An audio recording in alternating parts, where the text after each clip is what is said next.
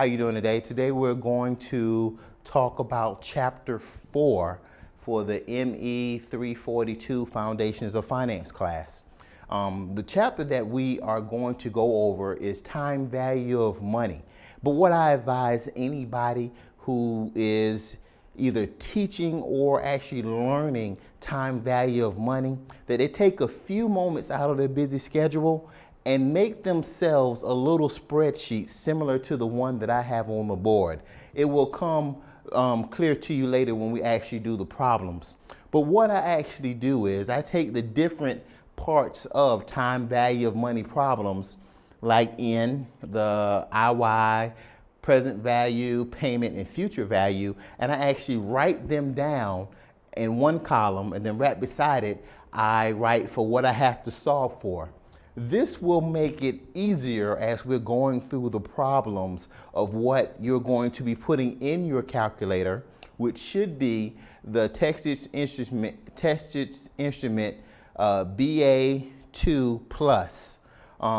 It's a very simple calculator, and I'm actually going to be explaining to you how to use the calculator, and you should have actually received the guide with your syllabi for the course. But again, take a few moments before you finish reviewing this video to make out a simple spreadsheet like this. It will make your life very, very simple as you go over time value of money. All right, again, time value of money. This is chapter 4 in the CFIN 4 book. Okay, time value of money. It asks a simple question. Would you prefer to have $1 million now or $1 million 10 years from now? If you are like me, you'd want your money today. Okay, and as we all know, we prefer the money now, and that shows you that money has a time value attached to it. $1 received today is worth more than $1 received tomorrow. This is because $1 today can be invested, it can be deposited, and it can earn interest. And it also shows that time value of money it quantifies because it has a value of $1 through time. One of the things that I like to joke about is when I got my driver's license umpteen years ago, gas was only 79 cents a gallon. I could almost fill up my tank for $10. I now put $10 in my gas tank, and guess what? My car laughs at me. So as time went forward and I grew older, my dollar brought me less at the pump. It's the same thing with time value of money. Okay? Time value of money can be used in all aspects of financing, such as bond evaluation, stock evaluation, performance of a company or project management, and many others. Let's look at another business decision dilemma. A Chicago couple decides to play the Powerball. They actually win, which is great for them. But they have a decision to make. They could either take a one lump sum payment of $104 million, or over the next 25 years, take payments of $7.92 million, which is going to add up to $198 million. Okay. Now, of course, what does the couple do? They decide to keep the lump sum of money because they can put the money to start working for them today. Okay. But before we can actually get down to why they took the money, we have to look at other economic factors. Okay. We have to know, we have to develop a plan that reduces a sequence of benefits of costs and benefits to the couple at any point in time. And that's what we use time value of money for. Again, time value of money, and money has a time value because it can earn more money over time, earning power. Money has a time value because its purchasing power changes over time due to inflation. Time value of money is measured in terms of interest rate, And interest is the cost of money that it's a cost to the borrower if you're borrowing the money, and it's a earnings to the lender because they're actually gaining money from the money that you borrow. Two things that I always say about time and money: it increases in earning power as time goes up, but you also can lose purchasing power. Meaning in time you can earn more money if you actually investing it, and you can lose power because the dollar today will not buy you in 5 years what a dollar can buy you today.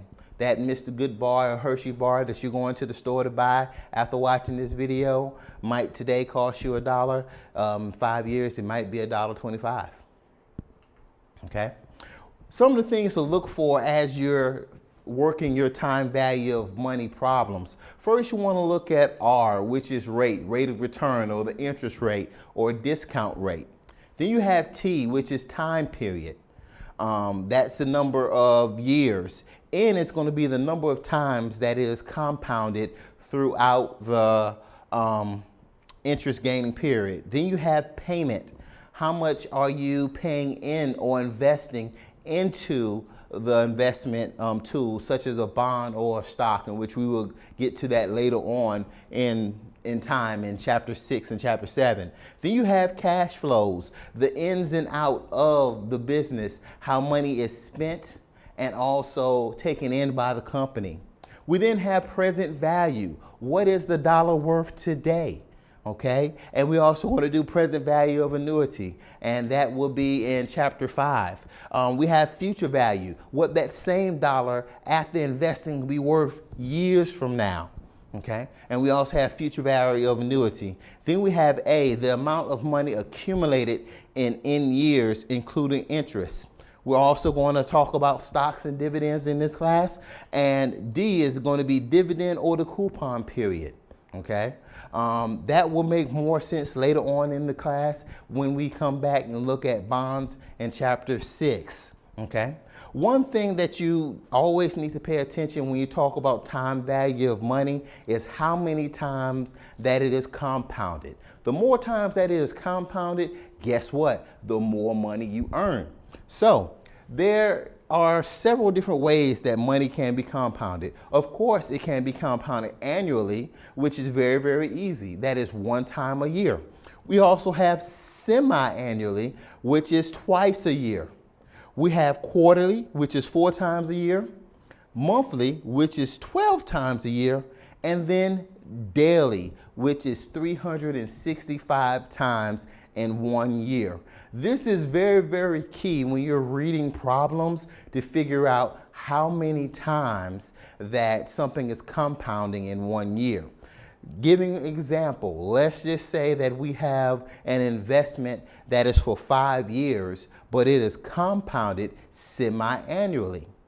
So if you're calculating for N, right, what you would do is you already know it's going to be 5 years for our time period, but it's going to compound twice a year. So over the entire life of the investment, it's going to compound 10 times. So N would be 10, okay? Very simple concept. But however, if you do not enter the information into the calculator correctly or any other tool that you're using to solve the problem, it's going to be incorrect, okay? And let's just think about if you were actually an investment broker and you were dealing with someone's money, they came to you because they want to get the maximization of their money. So if you actually quoted them on semi-annually and they were actually looking for quarterly, you're compounding their money less times than what is needed to get their business, and you quote them incorrectly. Guess what? That customer or client just walked out the door. So it's very important that you look at how the money is compounded, okay? Let's look at some time value of money formulas, okay? We first have simple interest, which is dubbed very interestingly, like I call PIN.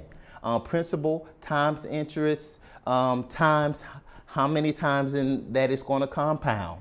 Then we have compound interest, which is very, very similar to future value. So I'm going to skip over that. But let's take a quick look at the future value formula. We have future value equals present values, then parentheses, 1 plus the interest rate or discount rate to the nth, in parentheses to the nth power, okay? This is a very, very difficult formula to actually put in your calculator. So if you actually have the correct financial calculator, you can use the little quick formula that is right here at the bottom, which is N, 1, present value, payment, compute future value, okay? Which is very, very simple. So in your calculator, you would then put in whatever number N is, then press N. Then you would press whatever the interest rate is and press IY. Then you would put in present value, the number for present value, then press the present value button.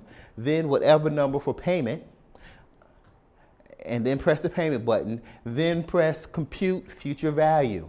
Very, very simple. Okay, and going forth, you have future value where we have compounded more than one time in a year. Then we have present value, which is future value, bracket 1 divided by parentheses 1 plus interest rate to the nth power. Same thing here. You'd put the functions into the calculator and you would get the correct answer. Then for I, trying to find the interest rate, it is in parentheses, future value divided by present value times 1 to the nth power minus 1. Again, we can put this into the calculator and find the answer very, very simple. Next is N. Okay, this is probably the hardest formula if you are doing it with the calculator, but we're again going to use the calculator and input the information directly into the calculator to get the answer. Okay, all right, let's try a few problems. Okay, the first problem starts off, find the present value of $5,325 to receive in one period if the interest rate is 6.5. So let's look at that spreadsheet that you created earlier that I advised you to. The first thing it asks for us is to find N. What is N in this problem? 1 period. So N is going to be 1 for 1 year. Okay. Next, it asks us to find IY, or the interest rate. 6.5. Right there, 6.5. Then it's asking us to find the present value, so we're going to leave that blank for now. The problem does not discuss payment, so let's put payment in as 0, okay? Then we're going to put in for the future value, because it says find the present value of $5,325. Then we're going to press compute future value. And you should get the future value of that problem of being $5,000, okay? Now, here is a handy dandy trick that you need to know about your calculator. When we actually are inputting present value, it needs to go into your calculator as negative, as an investment. Okay, because if you are at the present time giving somebody else your money to invest for you, it is a negative cash flow to you. That is very important. Okay. All right, let's try another problem. Bradley Snap has deposited $6,000 in a guaranteed investment account with a promised rate of 6% compounded annually. He plans to leave it there for 4 years when he will make a down payment on a car after graduation.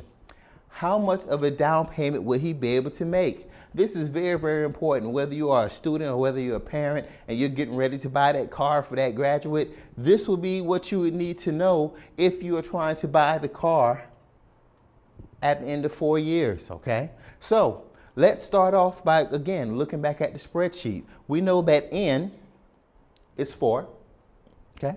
IY is 6. Our present value, which you're going to actually put in the calculator as being negative because we deposited, we actually made the investment of $6,000. We do not discuss a payment, so for now we're going to put payment in as 0, okay? And we're going to compute future value.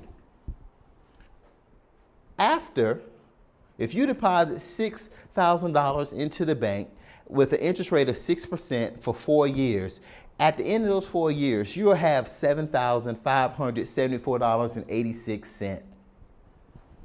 Easy peasy. Let's try another one.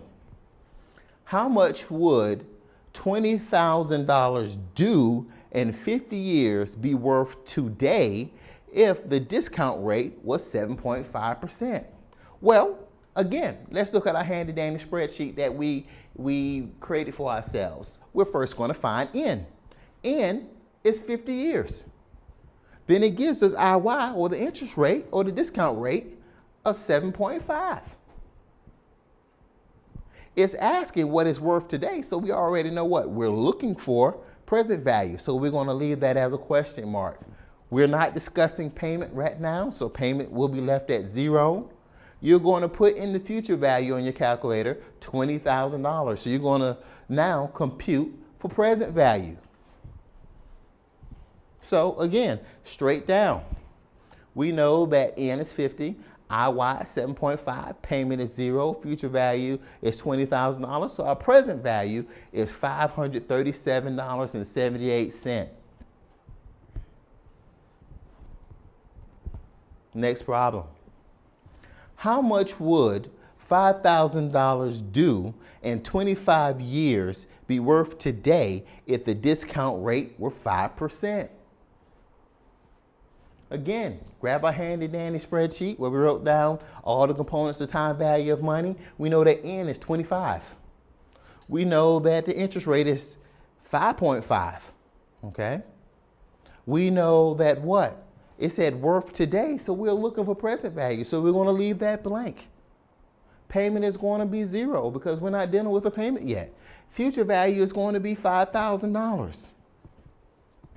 So we put that into our handy dandy calculator, and our present value, I'm sorry, that should be PV and not FV. Our present value is $1,311.17. Very easy. Please get into the habit of writing these down.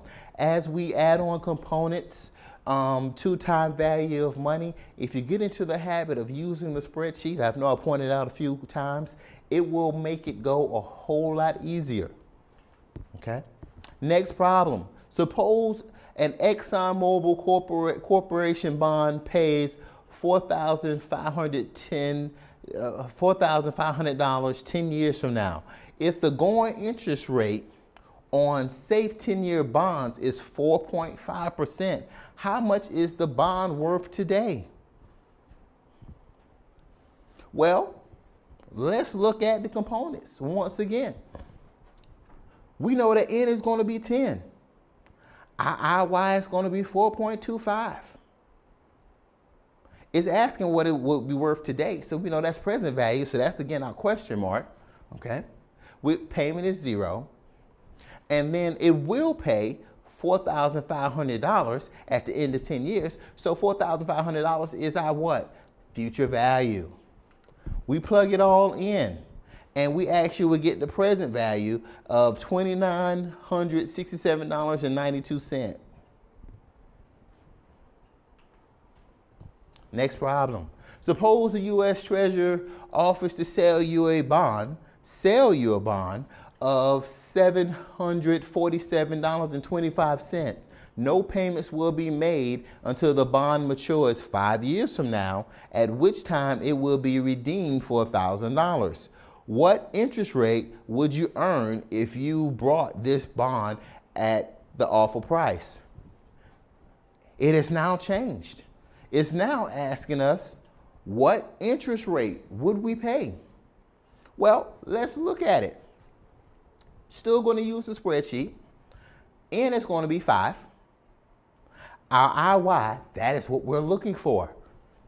It said they're going to sell us, so we're actually going to buy it. So that's an investment. So we're actually going to put into our calculator the $747.25. But remember, an investment at present value is going to be negative. So we're going to put this into our calculator as being negative. Right now we're not discussing payment, so payment is going to be 0. And then our future value is going to be $1,000. And then we're going to compute for our interest rate. You should have gotten interest rate of 6%. Okay, let's try another problem.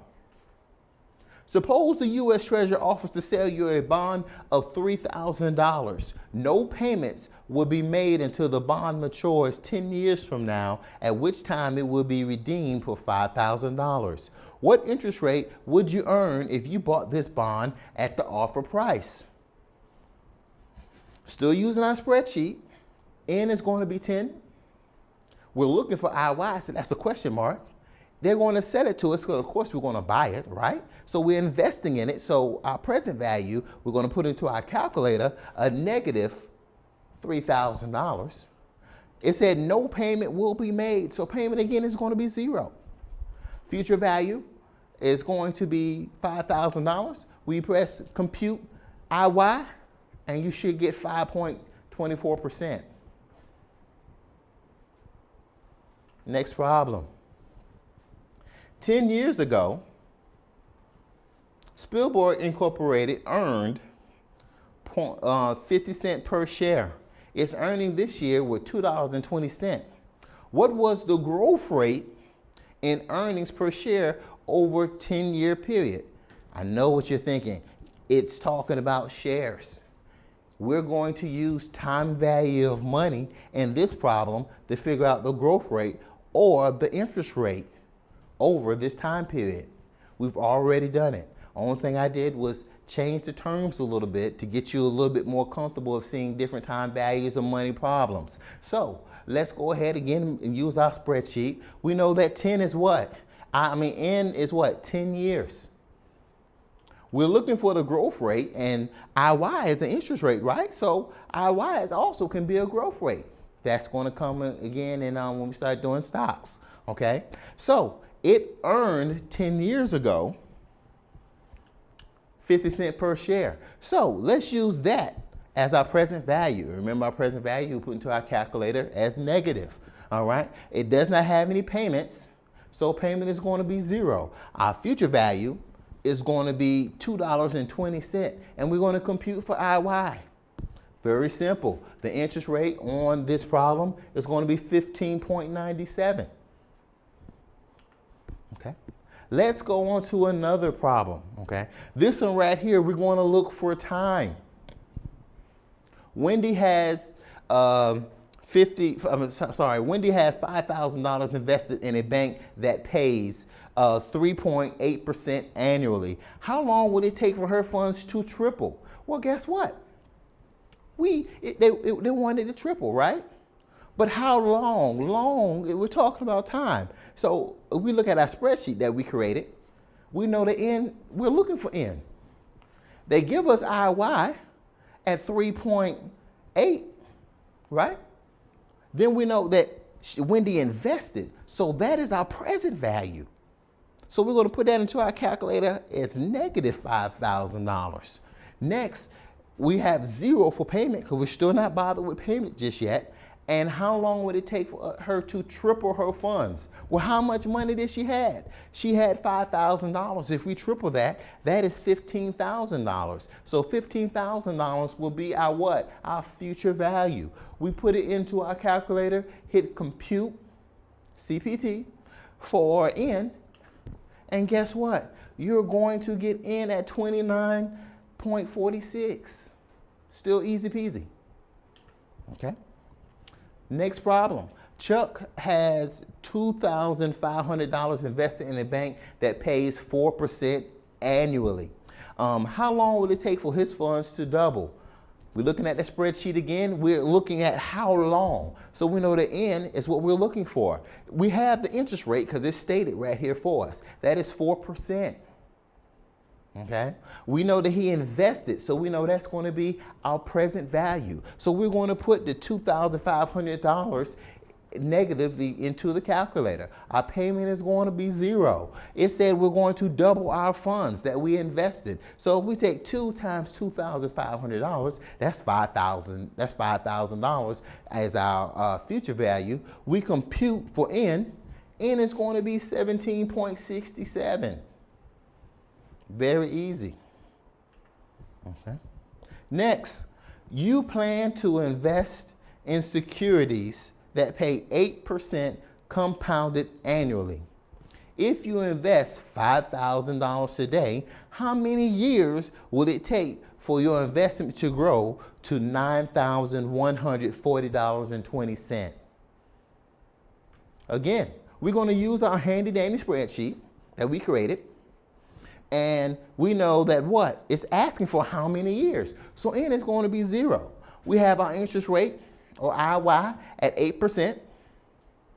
We have what we invested, which we're going to put into the calculator negative because it is an investment, for our present value, which is going to be $500, $5,000. Okay? Payment is going to be 0. Our future value is going to be $9,140.20. We hit compute N. N is going to be 7.84. Okay. Let's try another one. You plan to invest in bonds that pay 6% compounded annually. If you invest $10,000 today, how many years will it take for your investment to grow to $30,000? Again, we're going to look at our handy dandy spreadsheet and write everything out. We know that N is what we're searching for. Our Y, it's stated there for us, 6%. Okay? We invested $10,000. So we're going to put that into our calculator as a negative $10,000 for present value. Our payment is 0. Our future value is $30,000. Then we compute for N, 18.85. What I advise all students to do, whether they're young, old, are finance majors, write out the values of time value of money. It's very important as you're reading the problem to know what N is, to know